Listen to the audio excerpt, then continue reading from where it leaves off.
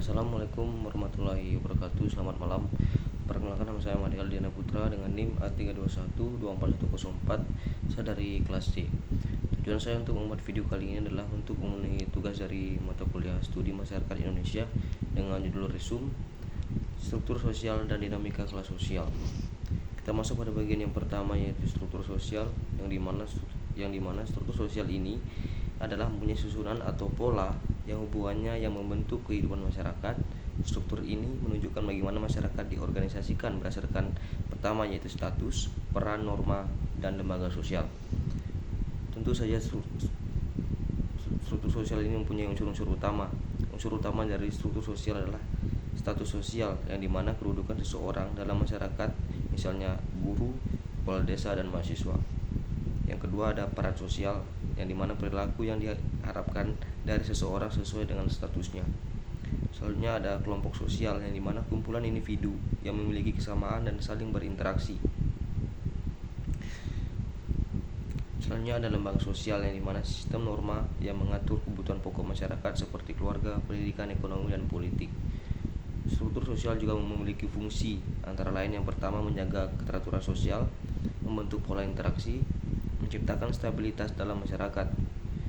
Struktur sosial juga memiliki sifat. Yang pertama, sifat dari struktur sosial adalah horizontal, dalam artian berdasarkan perbedaan suku, agama, dan profesi. Yang kedua, struktur sosial yang bersifat vertikal, yang dimana berdasarkan tingkatan sosial seperti kaya, miskin, pejabat, sampai dengan rakyat. Kita masuk pada bagian yang kedua, yaitu kelas sosial. Kelas sosial merupakan penggolongan masyarakat berdasarkan faktor ekonomi, pendidikan, pekerjaan, dan kekuasaan. Adapun pengertian dari struktur sosial yang pertama dari Karl Marx, yang menyebutkan bahwa membagi masyarakat menjadi dua kelas utama, yaitu kelas bourgeois, yaitu pemilik modal. Yang kedua, kelas proletar, yaitu pekerja. Di dalam masyarakat modern, kelas sosial umumnya terbagi menjadi tiga kelas. Yang pertama, kelas atas, kelas menengah, dan kelas bawah. Kita masuk pada bagian yang ketiga, yaitu dinamika kelas sosial. Yang di sini disebutkan dinamika kelas sosial adalah perubahan atau pergerakan individu atau kelompok dalam sistem stratifikasi sosial. Pergerakan disebut dengan mobilitas sosial. Mobilitas sosial terbagi menjadi dua bagian. Yang pertama ada mobilitas vertikal, yang dimana disebutkan mobilitas vertikal naik adalah contohnya seperti anak petani menjadi pejabat. Yang kedua turun, contohnya pengusaha yang pengusaha lalu usahanya bangkrut.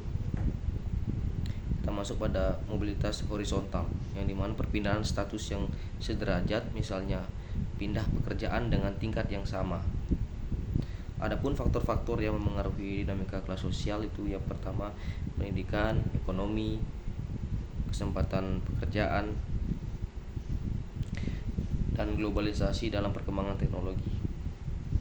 Dinamika kelas sosial ini dapat berdampak positif, mendorong kerja keras dan inovasi, tetapi juga bisa menimbulkan konflik sosial jika terjadi kesenjangan yang besar. Mungkin itu video yang dapat saya sampaikan dalam tugas resum pada malam hari ini. Akhir kata saya ucap terima kasih dan selamat malam.